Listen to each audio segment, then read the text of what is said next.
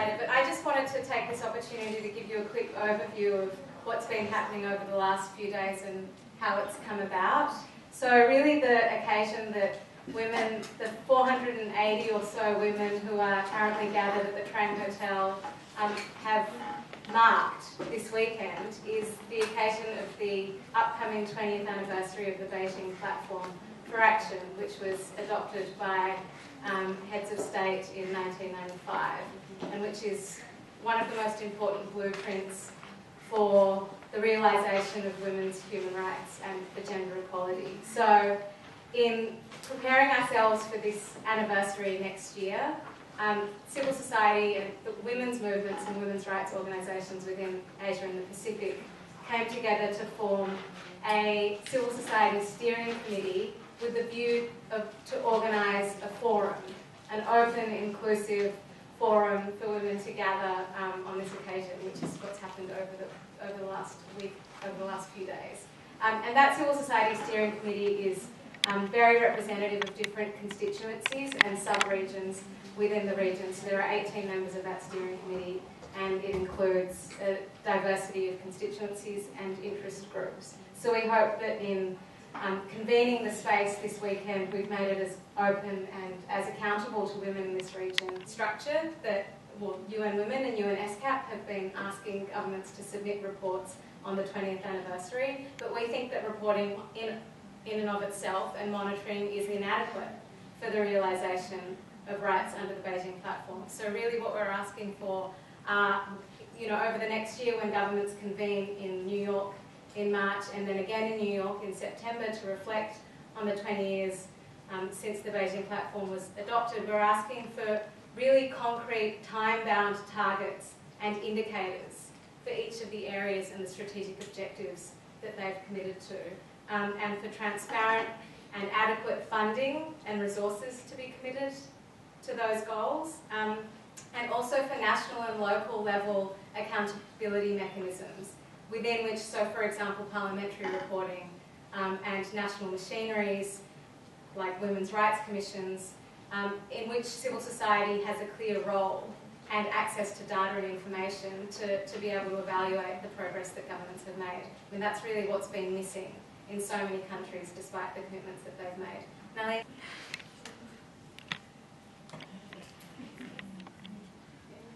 Yeah, so just to give you a quick overview of what those briefing papers cover. We had briefing papers on unpaid care work, on sexual and reproductive health and rights, on HIV and AIDS, on abortion, on access to land, on the enabling economic environment and the private sector, on comprehensive sexuality education, on the family, on environment and climate change. Early forced marriage, and also armed conflict. And sexual orientation and gender identity. So I think that's about 13. One thing that Nalini just brought to my attention earlier that we wanted to mention to you in terms of our process for holding governments accountable is the way that this process of review is dovetailing with the post-2015 development agenda also being considered and adopted by governments in September next year. And it's already become quite clear that there will be a standalone gender goal in that agenda that's adopted. And we need to ensure that the content of that gender goal is really reflective of all of the work that we've been doing in terms of our advocacy around the Beijing Platform. And we've also invested, most of us, considerable amounts of time in lobbying our governments to ensure that the content of that post-2015 development agenda is also in line with our priorities, given that ultimately it's an agenda for us.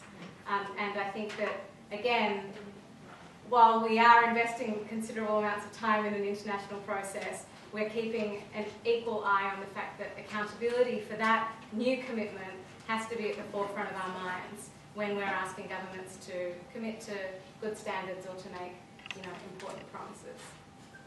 So what is the thrust of your exercise? Was it to review the 12 critical areas of the Beijing Platform and also look ahead and fill in the gaps? So what did you find was wrong with the implementation of the 12 areas under the Beijing platform?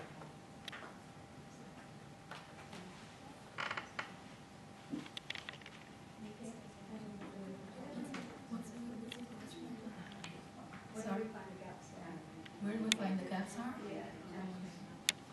I think that's my understanding. I'm not speaking on behalf of civil society overall. I just my own reflection. I think the first gap is that there was a commitment, but there was no action. So I think there was a big gap between the commitment and the action and implementation. So I think first we have to ask them to really, do what they, to work on the talk. That's the first. The second, I think, is that the gap is this document is 20 years ago, and now there's a new concept. Like at the time, there's no such like sustainable development, and now we're talking about development, but in this sustainable development and social justice framework. It's not only for, especially for this region, I think, the development is merely economic growth.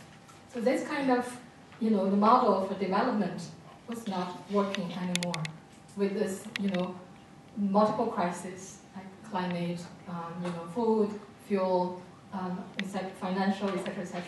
So that's, I think, also a gap. So, and the third one, I think, is that all this, otherwise, I think women was only being used or instrumentalized in development. So that's the key example. Like women's participation in the paid labor market did not translate into gender equality, because women are low paid, and women are concentrated in this unpaid, low paid, the labor force. So that's, and plus that the discrimination, sexual harassment, etc., etc. So actually, the participation of the economy or development didn't result in the gender equality. So I think and overall equality, among the different social groups. I think that's the gaps, and also the human rights principle. So how we grounded all this, the areas of concerns in the human rights framework, not only for the economic growth per se. In this region, we have, fastest economy growth rate. Indonesia, China, India, but the glaring, widening inequality. So I think that's the gaps are. And also to add to that, it's actually that we know that the Beijing Platform for Action is not a binding document, and there's no accountability mechanisms actually in place when in 1994 it was adopted by the government. So the governments actually are adopting it, but in terms of implementation and resources and finance, saying it's not actually really being done at the national level. Yeah, just to, I think, pick up on where Yiping left off, there was an extremely strong critique of the model of economic development that has really taken hold in this region in the last 20 years, which have, it's actively undermined the ability of governments to fulfill women's human rights and to achieve gender equality. For example, models of privatisation of essential services, such as healthcare and education and even water. When you make those sorts of services less accessible or more expensive, women who do the vast majority of unpaid care work within the home, their burden of work increases. And that in turn means that they have less time to access education and to access healthcare. I think the fact that domestic work is now the largest form of waged employment in the region for women says a lot about the economic opportunities that are currently available to women. And the fact that the enormous gap in wages between men and women is treated as an incentive for foreign investment in this region is incredibly harmful. Governments haven't uniformly adopted labour rights protections or commitments to a living wage, for example, in countries like Cambodia, where there's an ongoing struggle for garment workers to be paid a living wage. It's the same situation in Bangladesh And those are industries that employ millions of workers, of whom the vast majority are women. So on the whole, women are employed in incredibly vulnerable and exploitative forms of employment, and that's a direct result of the neoliberal model of development that's been embraced by so many of the governments in the region in the last couple of decades. And so there was a big call for development justice, which is a framework that has been endorsed by many civil society organisations in the region.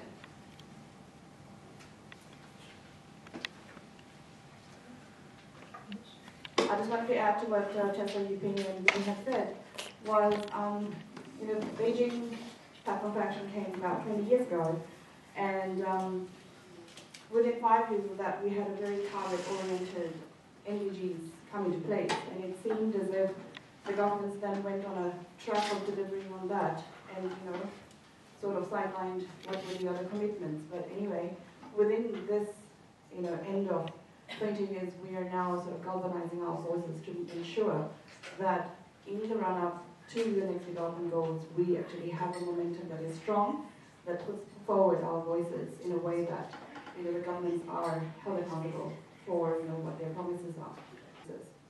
The Beijing review, which is ongoing now, is an opportunity for governments and to citizens to renegotiate the social contract in our societies, and we, as civil society, call for the realization of sexual and reproductive health and rights for all. We must remove discriminatory and punitive laws and policies that undermine the sexual and reproductive rights of marginalized women and girls, including those of diverse sexual orientation and gender identities and expressions. Governments must decriminalize abortion, remove all legal and implementation barriers, and ensure access to safe, comprehensive, free, and high-quality abortion services as well as post-abortion care. It is time to stop targeting women's bodies for family planning, especially forced abortion, forced sterilization, and forced contraception. Governments must guarantee women's right to information with a full range of contraceptive methods and access to quality methods of their choice, with their full respect for their rights, and to be informed consent and to refuse contraception if they wish to. Governments must guarantee the rights of all adolescents and young people in all forms of education, both in and out of school, to comprehensive sexuality education and to sexual and reproductive health services. It should be evidence-based, rights-based, non-discriminatory, and gender-sensitive, delivered in a manner consistent with the evolving capacities of children and adolescents, to equip adolescents and young people with the skills to be able to make informed choices about and control all aspects of their sexuality. In order to ensure access to comprehensive sexual and reproductive health services, it is imperative to have sufficient dedicated resources, including human, financial, and material. It can only be achieved by increasing funding and budgetary allocations as part of increased health and social spending overall.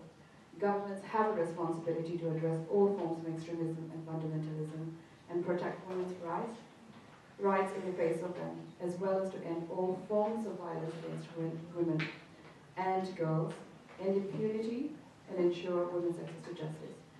A woman's ability to exercise her sexual and reproductive rights is interlinked with other key development issues, such as gender equality, human rights, poverty and inequality, migration, health, climate change, urbanization, population dynamics, conflict, disasters, food and nutrition, security, access to economic and other resources.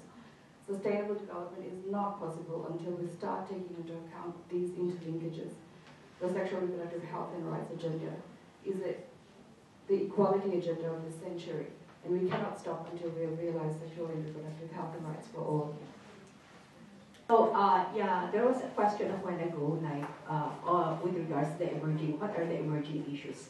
But I think before even talking about the emerging issues, we still need to look into the issues that were raised like 20 years ago. What was stated by many of the civil society organizations, particularly the women's organizations, and which were pushed to the governments to include in the Beijing platform. And I strongly believe that the emerging issues had arisen as a result of the of the failure of governments to have responded actually to what had been fundamentally presented to the governments. And so we are one with the many other civil society organizations, particularly women's organizations, those which have gathered for the CSO forum to demand accountability to governments, to with respect, demand accountability and in terms of like fulfilling what they have promised 20 years ago. So particularly for indigenous women, we actually made, when I wasn't part of that, but my organization had been part of that. Like 20 years ago, there was a very strong Indigenous Women's Declaration, and it was like lobbied, strongly lobbied to be like included into the Beijing platform, and it had, and Indigenous women's organizations had continued to lobby it for most of the issues that we want to be addressed, as was, of course, the Indigenous women's access and control over land territories and resources. And up to now, like 20 years later, the situation even became worse with the land grabbing, with the intensified corporate land grabbing, the intensification of extractive industries, which have displaced many or a number, large populations of indigenous women and their communities from where they derive their life, our life. The obstacle, well, this was already mentioned by the earlier speakers, but again, I would say that the obstacle, the strong obstacle here is the political will of governments. The political will of governments to shift to a new development paradigm, because they have been insisting on a development paradigm that did not work at all, and that even like caused the retrogression of women's rights. So like the rights that we have achieved 20 years ago actually has been like sort of pulled back. And that's the one that we are like making governments accountable now. Thank you very much.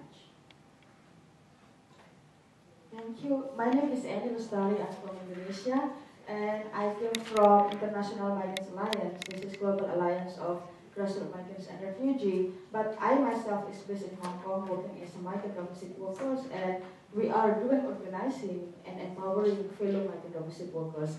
The reason why I actually participate in the Beijing +20 CSO Forum is the migration has been part of our daily life now. No one can deny migrants exist everywhere. And we know exactly how these people are being treated in different parts of countries, whether they are sending, whether they are receiving, migrants almost equivalent to modern day slaves.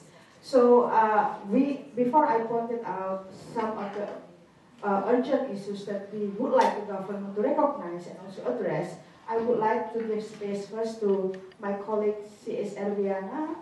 She is from Indonesia. She was a victim of physical and torture in Hong Kong as a migrant domestic worker, and she was denied a holiday and also unpaid. Her case became an international attention by all media in the world because Hong Kong is always known as a country who protects domestic workers. How could a domestic workers from Indonesia are being treated like a slave, suddenly sent back to Indonesia with only $10 US? So the media actually helped us to bring up a case. Finally, the Hong Kong government willing to pick up a case and investigate and arrest the employer. Now, she is here to express her wish to the governments, what the government should do to protect women, especially the migrant domestic workers. And her trial against the employer will be held next month in Hong Kong. So she will read first, and then I'll share you the key point that we are actually putting forward into the government. Thank you. My name is Erwiana Sulistyaningsih. I'm from Indonesia. I am former domestic worker in Hong Kong who was physically abused by my employer. Before I worked in Hong Kong for 7 months, not given enough food, not give enough sleep, drink, and I was physically assaulted and sent back to Indonesia. I'm not given my salary and not given the holiday. I am here because I want to share my experience and expose the abuse practice made possible by regulation of sending and receiving government. Domestic workers are everywhere, whether local and migrant. Most of them are women and girls. We are very vulnerable to exploitation and abuse. We are treated like modern day slaves. Our rights are not protected and include in exciting ordinance. Where we are working, we are suffering in silence. I know there are still many migrant domestic workers in similar situation as I was. I was this situation to stop, and Beijing +20 is venue to do this because government are here. I would like to bring very strong message to government who participate in Beijing +20 to stop the exploitation and violence against women domestic workers, migrant and local. Enough is enough. All governments are equally responsible to ratify ILO Convention on Domestic Workers C-189 and UN Convention 1990 on protection of migrants and their families. Not only to ratify, but also to implement the convention by including all domestic workers in labor law, so we can enjoy same rights like other workers. Recognize domestic work as work, provide us with decent work, because we are workers, we are not slaves. Thank you. So thank you. So in the CSO forum, we actually gather women who are themselves are migrants, whether they are married migrants, whether they are domestic workers, whether they are factory workers. And unfortunately, we don't have those who are actually undocumented migrants. You know, they cannot travel. So the only thing we can do is making sure that the government will recognize there are millions out there without any documentation, and that means they don't have rights in all levels. So the emerging issue that we put forward is the issue of decent work for migrant workers, regardless their type of job. And now with the global neoliberal economic development that has been adopted by all governments in the world, which we realize now has led to more poverty, especially among women. And this is the reason why a lot of people, mostly women, are forced to leave their hometown to migrate to other countries, taking 3D type of work, dirty, dangerous, and difficult. And one of them is Erwiana. And the thing is, what we realize is sending government intentionally create institution to send more women abroad. And this become our misery, because while we are actually taking care of a lot of cases like her, we see more and more women are leaving the country, and we just do not know whether they will be going home alive or dead. And at the same time, the receiving government putting more restriction on the visa. Domestic workers are confined, yet when they get terminated, they should be sent back home, and they have to pay a lot of agency fees. And these agencies are being hired by governments to take care of the migrant workers. And yet the government do not want to recognize there are so many violence committed by these private agencies. And the government should do something about this. And another thing that we put forward is the fact that there is existing convention on C189 adopted by ILO in 2011 on domestic workers. Only few countries ratify. Most countries refuse. Simply because once they ratify, that means a lot of government officials who are employers themselves will lose the benefit of being employers who can hire many workers per head, and now they have to obey the legislation if ever they ratify C189. So we have to also push the government to really recognize these rights. Otherwise, you will see more women being victimized, like Erwiana. And beyond that, the ASEAN 2015 that will happen next year also raised another concern, because while the government are very keen of opening all the services, investment, and the labor market in Asia, do you think these women will have decent work after 2015, or they will be falling into so-called undocumented, smuggled, unrecognized workers? This is another concern that we put forward. So the Erwiana has received the award from Times Magazine, being 100 most influential domestic workers that influence the life of a lot of domestic workers. And that's why she is here, because she wants to use her power to really make the government listen and change to make sure the decent work is provided for all migrant workers. Thank you.